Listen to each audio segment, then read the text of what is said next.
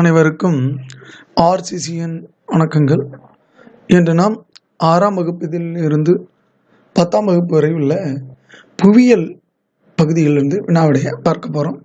அதற்கு முன் எங்கள் சேனலை இதுவரை சப்ஸ்கிரைப் பண்ணாத நண்பர்கள் சப்ஸ்கிரைப் பண்ணுங்கள். அருகில் பெல் சிம்பிளை கிளிக் பண்ணிங்கன்னா உடனுக்குடன் நோட்டிஃபிகேஷன் கிடைக்கும். வாங்க வினாக்களை பார்க்கலாம். ஒன்றாவதுனா, இந்தியாவின் மையமாக செல்லும் முக்கிய அச்சரேகை எது? கடகரேகை. இந்தியாவின் மையமாக செல்லும் முக்கிய அச்சரேகை கடகரேகை. ரெண்டாவதுனா, இந்தியாவின் திட்ட நேரம் கிரீன்விச் நேரத்தை விட எவ்வளவு நேரம் கூடுதலாகும்? 5 மணி 30 நிமிடம். இந்தியாவின் திட்ட நேரம் கிரீன்விச் நேரத்தை விட 5 மணி 30 நிமிடம் கூடுதலாக இருக்கும். மூன்றாவதுனா, இந்தியாவிலேயே மிக பழமையான மடிப்பு மலைத்தொடர் எது? ஆரவல்லி மலைத்தொடர். இந்தியாவிலேயே மிக பழமையான மடிப்பு மலைத்தொடர் ஆரவல்லி மலைத்தொடர். நாலாவதுனா, உயரே செல்ல செல்ல ஒவ்வொரு 1000 மீட்டர் உயரத்திற்கும் எத்தனை டிகிரி செல்சியஸ் வெப்பநிலை குறையும்? 6.5 டிகிரி செல்சியஸ். உயரே செல்ல செல்ல ஒவ்வொரு 1000 மீட்டர் உயரத்திற்கும் எத்தனை டிகிரி செல்சியஸ் வெப்பநிலை குறையும்னா 6.5 டிகிரி செல்சியஸ் குறையும். அஞ்சாவதுனா, பச்மாரி உயிர்கோள காப்பகம் அமைந்துள்ள மாநிலம் எது? மத்திய பிரதேசம். பச்மாரி உயிர்கோள காப்பகம் அமைந்துள்ள மாநிலம் மத்திய பிரதேசம்.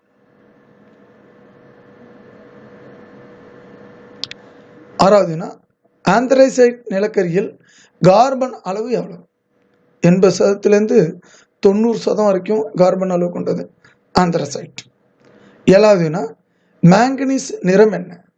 வெளிர் சாம்பல் நிறத்தில் மேங்கனீஸ் இருக்கும். எட்டாவதுனா, இந்திய உள்நாட்டு நீர்வழி போக்குவரத்தின் நீளம் எவ்வளவு? 14,500 கிலோமீட்டர். இந்திய உள்நாட்டு நீர்வழி போக்குவரத்தின் நீளம் எவ்வளவுனா 14,500 கிலோமீட்டர். ஒன்பதாவதுனா, ஒரு நாட்டின் உயிர் நாடியாக கருதப்படுவது எது? போக்குவரத்து. ஒரு நாட்டின் உயிர் நாடியாக கருதப்படுவது போக்குவரத்து. பத்தாவதுனா, ராஜீவ்காந்தி சர்வதேச விமான நிலையம் அமைந்துள்ள இடம் எது? ஹைதராபாத். ராஜீவ்காந்தி சர்வதேச விமான நிலையம் அமைந்துள்ள இடம் ஹைதராபாத். அடுத்து 11வது வினா, மண் அரிப்பினால் அதிக அளவு பாதிக்கப்பட்ட மாவட்டம் எது? தேனி. மண்ணரிப்பினால் அதிக அளவு பாதிக்கப்பட்ட மாவட்டம் தேனி. 12வதுனா, இந்தியாவில் மிக நீளமான கடற்கரை கொண்டுள்ள மாநிலம் எது? குஜராத். இந்தியாவில் மிக நீளமான கடற்கரை கொண்டுள்ள மாநிலம் குஜராத். 13வதுனா, மதராஸ் மாகாணத்தை தமிழ்நாடு என்று பெயர் மாற்றம் செய்யப்பட்ட ஆண்டு? 1969 ஜனவரி 14. அன்றைய முதல்வர் அண்ணாதுரை அவர்களால் மதராஸ் மாகாணம் தமிழ்நாடு என்று பெயர் மாற்றம் செய்யப்பட்டது. 1969 ஜனவரி 14 அன்றைய முதல்வர் அண்ணாதுரை. 14வதுனா, இந்தியாவின் 3வது பெரிய விமான நிலையம் எங்குள்ளது? சென்னை. இந்தியாவோட 3வது பெரிய விமான நிலையம் சென்னை.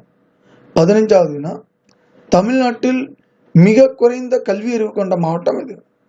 தருமபுரி. தமிழ்நாட்டில் மிக குறைந்த கல்வி அறிவு கொண்ட மாவட்டம் தருமபுரி. அதிக அளவு கல்வி அறிவு கொண்ட மாவட்டம் கன்னியாகுமரி. அடுத்து 16வதுனா, உலக மண் நாளாக கடைபிடிக்கப்படும் நாள் எது? டிசம்பர் 5. உலக மண் நாள் டிசம்பர் 5. 17வதுனா, சுனாமி அலைகள் எத்தனை மணிக்கு கிலோமீட்டர் என்ன வேகத்தில் வரும் கேட்டிருக்காங்க. மணிக்கு எத்தனை கிலோமீட்டர் வேகத்தில் வரும்னு கேட்டிருக்காங்க. 500 கிலோமீட்டர் வேகத்தில் வரும். மணிக்கு 500 கிலோமீட்டர் வேகத்தில் சுனாமி அலைகள் வரும். 18வதுனா, இந்தியாவில் அலையாற்றல் மின் உற்பத்தி நிலையங்கள் உள்ள இடம் எது? அந்தமான் நிக்கோபார். இந்தியாவில் அலை ஆற்றல் இந்த கடலில் வரக்கூடிய கடல் அலை ஆற்றல் மின் உற்பத்தி நிலையங்கள் எண்கள் இருக்குன்னா அந்தமான் நிக்கோபார். 19வது வினா, மேற்கு இமயமலையோட மற்றொரு பேர் என்ன? டிரான்ஸ் இமயமலை.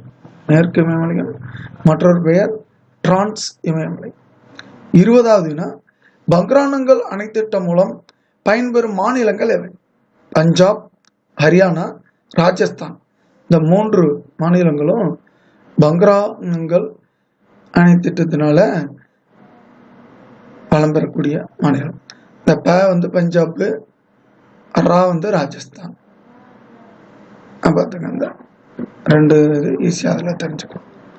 அடுத்தது 21வது வினா, இந்தியாவின் முக்கிய இறக்குமதி பொருள் எது? பெட்ரோலியம். இந்தியாவின் முக்கிய இறக்குமதி பொருள் பெட்ரோலியம். 22வது வினா, ஐயனார் நீர்வீழ்ச்சி உள்ள மாவட்டம் எது? விருதுநகர். ஐயனார் நீர்வீழ்ச்சி உள்ள மாவட்டம் விருதுநகர். 23வது வினா, புவியின் வடிவம் என்ன? ஜியாய்டு. புவியோட வடிவம் ஜியாய்டுன்னு சொல்லுவாங்க. 24வது வினா, அச்சக்கோடுகளின் மொத்த எண்ணிக்கை யாது? 181. அச்சக்கோடுகளோட மொத்த எண்ணிக்கை 181. 25வது வினா, நிலவரைபடங்கள்ல கருப்பு வண்ணம் எதை குறிக்கும்? ரயில் பாதைகளை குறிக்கும்.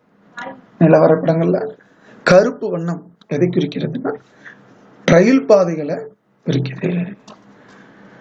நண்பர்களே, கொரோனா தொற்று மிக வேகமாக குறைந்து கொண்டே வருகிறது. எனவே தேர்வு விரைவில் வந்துவிடும், தமிழகம் விரைவில் இயல்பு நிலைக்கு திரும்பிடும் என்கிற நம்பிக்கையிடும். அதுக்கடுத்தது கல்வித்துறையில மிகப்பெரிய அதிரடி மாற்றங்கள் உடனுக்குடன் அறிவிக்கப்பட்டவனா இருக்கு. அதனால டிஆர்பி மற்றும் டெட் தேர்வுக்கு தகுதியுள்ள நண்பர்கள் உடனே உங்களை தயார்படுத்திங்க.